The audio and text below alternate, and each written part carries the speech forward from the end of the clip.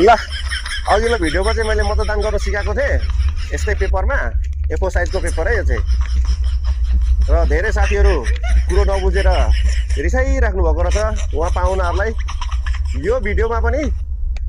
रिसाइ comment गर्नु होला है मलाई भाइरल गरिदिनु होला आज चाहिँ म भोट गर्न सिकाउँदिनँ आज चाहिँ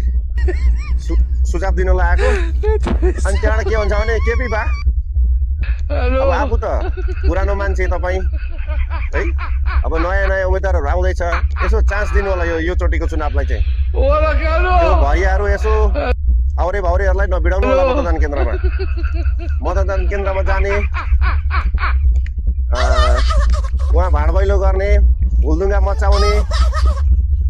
यो केटाहरूलाई चाहिँ एकचोटि ब्याक गराइदिनु होला है नयाँ केटाहरूले पनि चान्स पाओस् है नयाँ उम्मेदवारहरूले पनि चान्स पाओस् फेरि त्यहाँ पोहोरको जस्तै मतदान गर्यो मतदानको मतपेटीका झ्याप्पै काँधमा